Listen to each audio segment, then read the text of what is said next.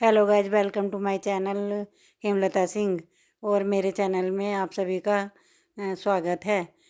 जो नए हैं गाइज वो मेरी वीडियो को सब्सक्राइब कर दीजिएगा और लाइक भी। इसी के साथ हम लोग आज का रिएक्शन वीडियो शुरू करते हैं और उम्मीद करती हूँ आप लोगों को वीडियो पसंद आएगा। तो दोस्तों, यहाँ पर मैं बात करने वाली हूँ धमकियों के पैटर्न की। अब आप इन धमकी के पैटर्न में डिफरेंस देखना। जब सपना धमकी देती है तो वो अपने आप को ही हार्म करने की बात करती है, किसी और को नुकसान पहुंचाने की बात नहीं करती। जो भी चीज़ें बोलती है अपने साथ करने के लिए बोलती है, लेकिन जब सामने वाले लोग बोलते हैं तो वो दूसरे को हार्म करने के लिए बोली जाती हैं। पुश्ते सदमे में चली जाएंगी रिलेटेड। और कल की वीडियो में तो साफ तौर पर पूरे के पूरे 8 दुश्मन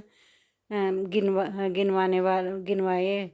तो काउंटिंग में पता भी चला सपना के दुश्मन कौन है, क्योंकि दुश्मनी तो तभी किसकी होती है ना, जब किसी को कोई नुकसान किया होता है या कोई किसी की कुछ चीज़ कर रहा होता है। दुश्मन आखिर क्यों और कौन है? वह 8 दुश्मन अब तो खुद अपने मुंह से बता दिया। यानी कि कहीं ना कहीं जो चीज़ें सपना बोलती थी उसको खतरा है, उसके दुश्मन हैं। तो वह सही बोलती थी, उसके बच्चों को खतरा है। तो दुश्मन शब्द का प्रयोग तो इन्होंने आज खुद ही अपनी वीडियो में कर दिया। इनफैक्ट एक नहीं, दो नहीं, 8 दुश्मन हैं के बारे में बता दिया कि 8 दुश्मन ऑलरेडी, और कहीं ना कहीं 90 में यह भी ऐड होने जा रहे हैं। अब आप यहीं से इन लोगों की बहुत सारी चीज़ें पकड़ना, जो मैंने भी सोशल मीडिया पे ही वीडियो के आधार पे पकड़ी है। इन लोगों के स्टेटमेंट आप एक दूसरे से कितने डिफरेंट हैं, आप खुद यह चीज़ देखना। सबसे पहले इन्हीं पड़ोसी भैया ने एक नरेशन सेट करने की कोशिश करी थी। दूसरे वाले भैया ने बहुत ज़्यादा एक्टिव हो चुके थे जिस समय पे सपना शांति, जिस समय पे सपना मंदिरों की वीडियो लेकर आ रही थी, मंदिरों के रिलेटेड ब्लॉग बना रही थी, पूजा पाठ वाली वीडियोज दिखा रही थी। उस समय पे ये दोनों के दोनों एक्टिव थे। कुछ नरेशन, कुछ ना कुछ कहानियाँ सोशल मीडिया पे सबको बांट रहे थे। ये लोग जहाँ पे यह भी आया कि बेहोश हो जाती थी, अटेंशन करने के लिए अंगूठी पहना दी थी, कहीं ना कहीं पहले से ही डोरे डाल रहे थे। ये अफेयर था, ना जाने कितनी कहानियाँ सोशल मीडिया पे। ठीक है, लेकिन उसके बाद जब छोटी बच्ची लाइव आई तो छोटी ने एक ही स्टेटमेंट में इनकी बात को खारिज कर दिया। दोनों के बीच में कुछ नहीं था।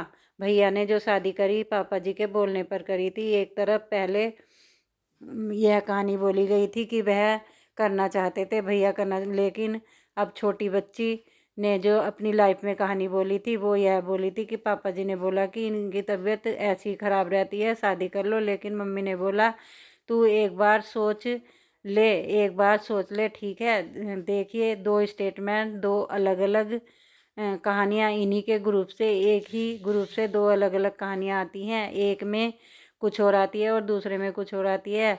और इनके ससुर रजामंदी से ही अफेयर की कुछ भी ऐसी चीज़ें नहीं थी जो कि परिवार की रजामंदी से ही हुआ। जो भी कुछ हुआ बहुत बड़ा त्याग रहा है, कोई अफेयर कुछ नहीं था, सीधा डायरेक्ट शादी हुई है। यहाँ पे तो पड़ोसी की बात एकदम खारिज कर दिया जाता है। एलिगेशन लगाने की कोशिश करी थी ना, डोरे डाल दिए थे तो खुद लाइफ में क्लियर कर दिया कि कोई अफेयर नहीं था। डोरे डारे कुछ चीज़ नहीं थी, कुछ भी ज़बरदस्ती नहीं था। शादी तो उनकी मर्जी से ही हुई थी। उसके बाद उनकी सास ने भैया को सौंप दिया और भैया ने अपनी मर्जी से परिवार की रजामंदी से शादी की।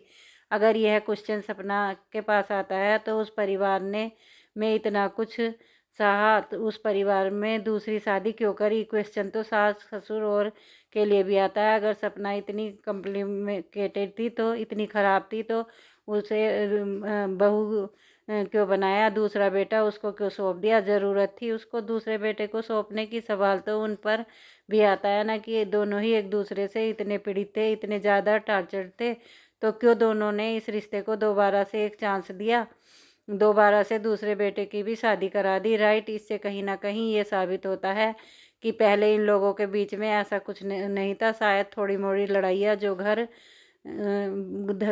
गृहस्थी में होती हैं वही चीज़ें रही होंगी, लेकिन उसके बाद सबने एक दूसरे को मौका दिया अपनी कन्वेंस के हिसाब से। ठीक है, अब उसके बाद फिर एक कहानी आई जिस कहानी में अगेन दो अलग अलग स्टेटमेंट एक ही ग्रुप की। पहले ये आया कि जो सपना के पेरेंट्स हैं उनके साथ तो आंटी का बिहेव बहुत अच्छा रहता था, वो उनके साथ चाय पीती थी, प्यार से रहती थी। सपना झूठ बोल रही है कि मेरी मम्मी के साथ ऐसा बिहेव होता। सपना झूठ बोल रही है, उनके साथ तो चाय पीती थी। मम्मी बहुत अच्छी थी छोटी बच्ची की लाइफ में, लेकिन मेरी बीवी उनसे घृणा करती थी और हमेशा करती रहेगी। फिर एक इस बात के दो स्टेटमेंट्स आ गए। सबसे पहले बड़ा खुलासा कल यह हो गया कि एक तरफ को छोटी बच्ची ने अपनी लाइफ में बोला था कि जब उनको पार्ट्स दिखाए गए थे पापा ने या किसी ने भी पार्ट दिखाए तो सपना का परिवार, सपना का भाई वहाँ पे हंस रहा था। और कल पड़ोसी ने क्या बोला, कट लगाकर उस जगह कट लगा था और कट लगाने के बाद इन सब के एक सहमति कर ली और सपना को ही फंसाए जा रहे हैं। बीच में ही ना अपने आप में लैक ऑफ कम्युनिकेशन, किसी को आपस में बातचीत नहीं करते देखा। बोल दिया ये तू मत बोलना, ये एक सच को छुपाने के लिए हजारों झूठ बोलने चाहिए। अच्छा अब उस दिन उनकी सास ने छोटी बच्ची के अलावा भी भैया को किसी से बात हुई थी। ना तो आज तक सपना ने यह बात बताई है, ना एक छोटी बच्ची ने यह बात बताई है। परिवार से यह बात आई, कभी भी बात नहीं आई। हमने कभी भी नहीं सुना कि राजवीर उनकी बात अपने पड़ोसी से भी आखिरी वक्त में टिक्की गोलगप्पे जो भी खा रहे थे उस वक्त पे हुई थी। आखिर इतने समय के बाद जब इस केस की छानबीन करने की सोच रहे हैं तो इन्वेस्टिगेशन के लिए ठान ली सपना ने, तभी यह चीज़ें क्यों बताई गई। मेरी भी बात हुई। एक तरफ बोलना यह था कि छोटी बच्ची है, जब उसने क्वेश्चन पूछा तो रिकॉर्डिंग क्यों करी गई। अगर सपना रिकॉर्डिंग दे भी है तो तुम लोगों ने राजवीर से बातचीत की, वो रिकॉर्डिंग क्यों, जहाँ पे उनको रास्ता बदल दिया गया, उनको यह रिकॉर्ड करने की क्या ज़रूरत थी। तो उसका जस्टिफिकेशन आया कि फ़ोन में ऑलरेडी ऑटो रिकॉर्डर है। अगर फ़ोन में ऑटो रिकॉर्डर है तो फिर उसने आगे की और पीछे की बात भी रिकॉर्ड क्यों नहीं इस पड़ोसी से। और वो डाटा जब फ़ोन हैंड ओवर हुआ तो डिलीट क्यों हुआ, वो सभी रिकॉर्डिंग होनी चाहिए। अगर उनके फ़ोन में ऑटो रिकॉर्डिंग थी तो उनके फ़ोन में तो हर किसी से बातचीत की रिकॉर्डिंग होनी चाहिए। उन्होंने तो यह बोल दिया यह बात हुई थी, एक्चुअल हुई थी क्या बात हुई थी, वैक्सीन से ही रिलेटेड हुई थी। हमें कौन बताएगा कि एक्चुअल में बात क्या हुई थी। जिससे हुई थी वह इंसान दुनिया में नहीं है। छोटी बहन के हिसाब से, छोटी बच्ची के हिसाब से उस फ़ोन में ऑटो रिकॉर्डिंग था जहाँ पर सबकी कॉल्स रिकॉर्डिंग होती थी। सबकी कॉल्स का डाटा डिलीट कैसे हो गया। अब भी बोल दो कि सपना ने डिलीट कर दिया तो सपना इस पड़ोसी की कॉल रिकॉर्डिंग क्यों डिलीट करेगी। सपना किसी और के डिलीट को करेगी क्यों, उसे क्या पड़ी किसी के डिलीट करने की। सपना के लिए तो यह बहुत अच्छे सबूत लग जाते ना उसके हाथ। आखिरी समय पर किस किस से क्या क्या बात हुई। दूसरी बात, फ़ोन की एक फ़ोन सपना के पास था ही नहीं और नहीं हो सकता।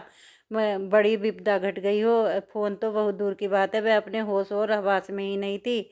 छोटे छोटे मासूम बच्चे थे उसकी गोद में, छोटे छोटे मासूम बच्चे। दूसरी बार उसकी ज़िंदगी के साथ इतना बड़ा खिलवाड़ हो गया तो वो तो अपने होश हवास ही खो बैठी थी।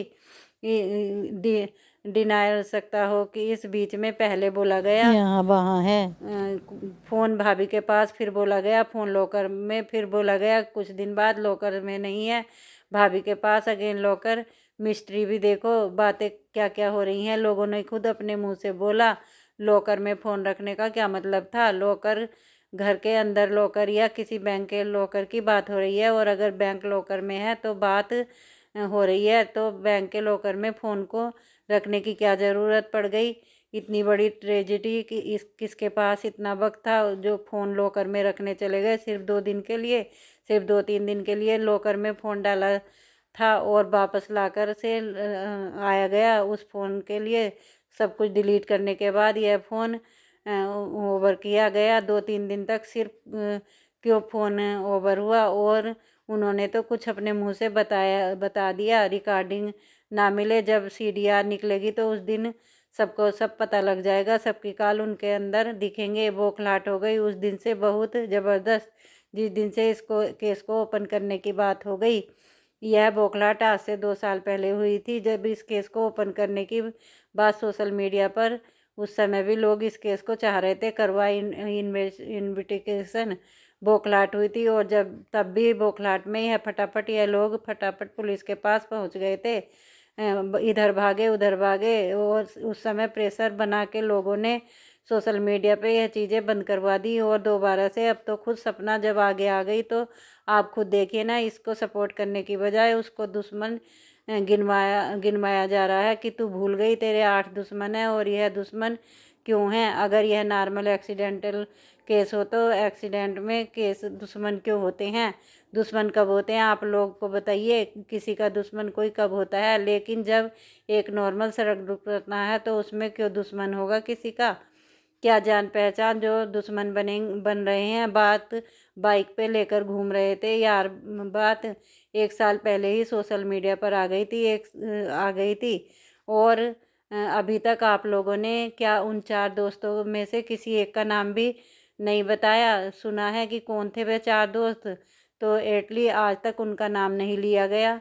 दोस्त के साथ गए थे शादी में, परिवार के किसी भी सदस्य ने आज तक ये बात नहीं बताई। वो 4 से 7 लड़के जो परिवार वाले थे वो आखिर में थे कौन? आज तक उनके नाम भी नहीं आए। अब बोल दो वो सारे 6-7 फ्रेंड सपना के मायके के थे, जो 6-7 लोग इधर के थे ही अपनी ही साइड के थे, उनका नाम आज तक किसी ने नहीं बताया। वो 4 थे या 7 लोग थे, नाम छुपाए जा रहे हैं, उनके नाम तक नहीं बताए जा रहे हैं। यह जो गाड़ी के पार्ट थे उनमें कुछ नंबर्स वगैरह हैं, देखते हैं इससे क्या पता लगता है। पूरा पूरा दबाव बनाने की कोशिश की जा रही है, कैसे भी करके उसको इनडायरेक्टली इस चीज़ को एहसास कराया जा रहा है। दुश्मन 8 हैं तो आप लोग कम क्या हो सपोर्ट करने के लिए? अगर दुश्मन 8 हैं उसके तो 100 तो उसके परिवार के लोग हो सकते हैं।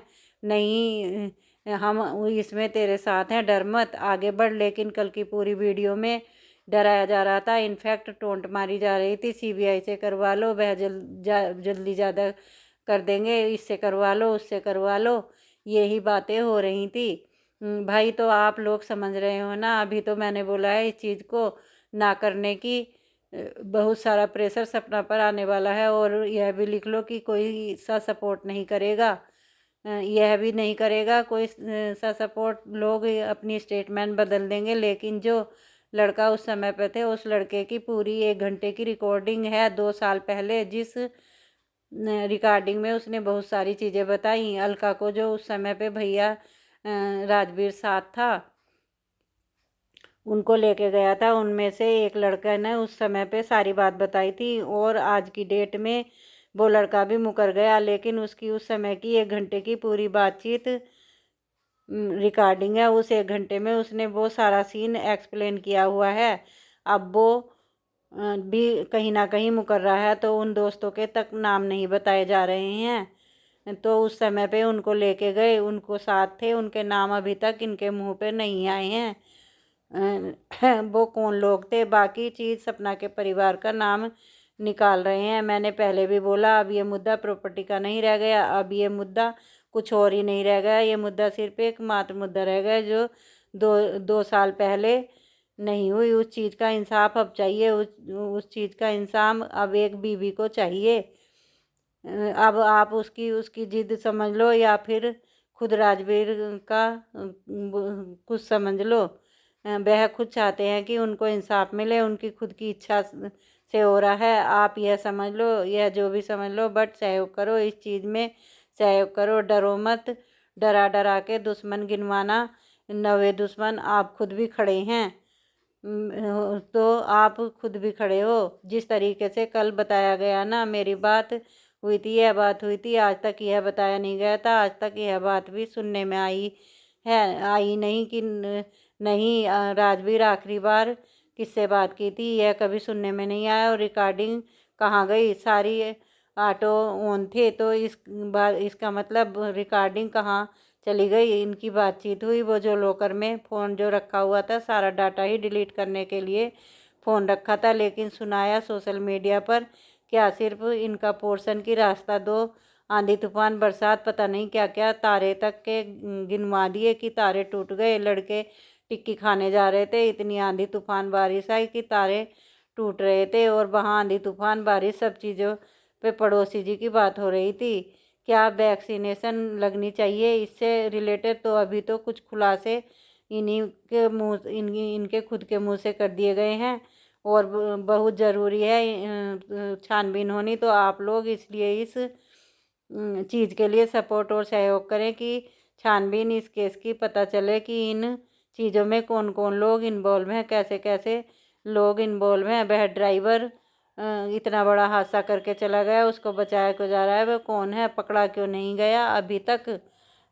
उसको गाड़ी के पार्ट्स की फ़ोटो भेज दी गई, जब गाड़ी के पार्ट्स इतने ज़्यादा सबूत इनके हाथ में थे। इनके पास सीसीटीवी फुटेज थी इनके पास गाड़ी के पार्ट्स से, तो भी छानबीन के लिए क्यों आगे नहीं बढ़े? सपना के परिवार सब पे ब्लेम लगाना बहुत आसान है। इन्होंने यह भी नहीं सोचा, ये पड़ोसी हैं तो खुद पहुंच गए थे कि खुद एक प्रशासन वाली फैमिली से बिलोंग करते हैं। क्या इनका यह प्रोटोकॉल्स नहीं था कि ये गाइडेंस नहीं दे सकते थे? जैसे आज अंकल गाइड बने हैं, उनके ससुर बड़ी चीज़ के लिए गाइड कर रहे हैं, उनके ससुर साइबर अंकल गाइड क्यों कर नहीं किया?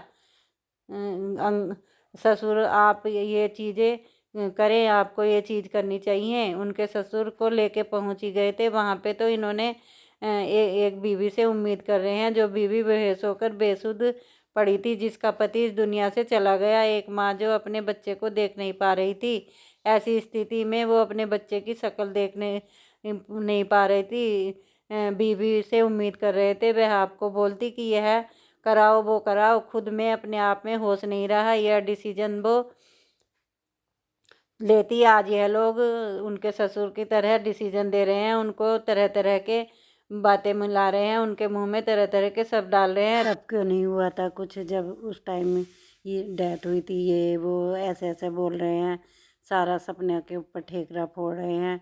और सपना को भी मतलब अपनी सिक्योरिटी के लिए कुछ प्राइवेट अपनी सिक्योरिटी कर लेनी चाहिए, क्योंकि सपना ने बोला है कि मेरे को और बच्चों के जान का खतरा है।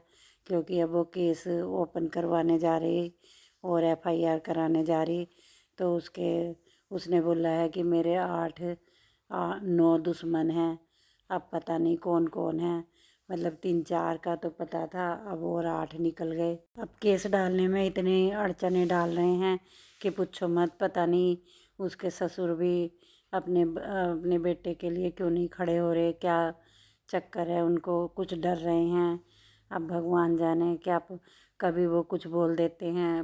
पहले वीडियो में बोल रहा था कि मैं सपना के साथ हूँ, हम मिल के ये करेंगे। अब पता नहीं उनको किसी ने धमकी दी क्या दी, जो वो फिर अपनी वीडियो में उन्हें मतलब मुकर गए अपनी बातों से, जो भी वादा किया था। अब मैं तो ऑडियंस और जनता से यही बोलूँगी कि मतलब सपना के साथ खड़े हो, उसको सपोर्ट करो। अगर उसे सोशल मीडिया की सपोर्ट मिल गई तो वो हिम्मत नहीं हारेगी, आगे बढ़ती चली जाएगी। और डर तो उसको भी है, बहुत ज़्यादा डर है। मतलब डरती तो ये, एक तो अकेली रह रही वो बच्चियों के साथ, मुश्किल है। अब भाई हुई भी कहाँ तक, कौन किसका साथ देगा? पहले साथ साथ दुश्मन सुन रहे थे, अब पता नहीं और कहाँ से बोल रहे 9 हो गए, 9 हो गए। सपना भी आगे बढ़ी है। कोर्ट कचहरियों के चक्कर बहुत पेचीदा होते हैं, बहुत मुश्किल होते हैं। केस में इतनी अड़चनें आ रही हैं, इसको सोच रहे हैं कि किसी तरह से इस मुद्दे से अलग हो जाएं। और जो छोटे मोटे मुद्दे हैं उनको लाया जा रहा है कि किसी तरह से इस मुद्दे से ध्यान हट जाए। अब वो मुद्दे तो ऐसे ही हैं, पहले तो ये वाला मुद्दा बहुत ज़रूरी है, इसको करना चाहिए। दूसरों मुद्दों पे बात करी जा रही है, दूसरे मुद्दे तो कुछ भी नहीं है, इतने से भी नहीं है। मुद्दा ये वाला सबसे ज़्यादा ज़रूरी है। वो तो बेकार के मुद्दे हैं जो ये उठा रहे हैं।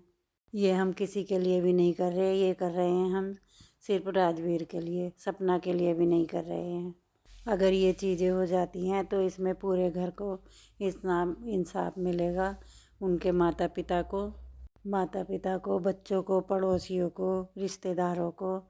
और जो 8 दुश्मन हैं उनकी लग जाएगी लंका, उनका तो सत्यानाश ही हो जाएगा। अब ये आप मुझे गैस करके बताना कि जो ये 8 लोग बताए हैं तो ये कौन कौन हो सकते हैं। 5 लोग गिन रही थी मैं, 5 पे ही रुक गई, समझ नहीं आ रहा। तो आप लोग कमेंट्स में बताना कि ये 2-3 और कौन हो सकते हैं जो ये 8-9 बताए जा रहे हैं। सपना ने तो मतलब 8 दुश्मनों की लिस्ट बनाई रखी थी, बताई रखी थी। इसका मतलब जो ये 2-3 हैं वो बातें तो बिल्कुल सच थी कि दुश्मन तो हैं, 8 तो हैं। बताना लिख लिख के कौन कौन दुश्मन हो सकता है सपना का।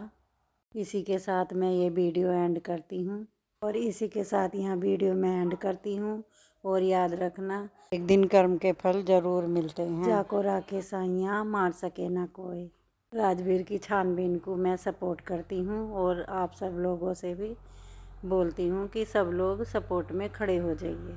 फ्रेंड्स, वीडियो को लाइक, शेयर और कमेंट्स ज़्यादा से ज़्यादा कर देना। और जो मेरे चैनल में नए हैं वो प्लीज़ चैनल को सब्सक्राइब कर दीजिए और बेल आइकन बटन ज़रूर प्रेस कर दीजिए जिससे नोटिफिकेशन आपके पास जाती रहे अगर मैं वीडियो डाउनलोड करूँगी तो।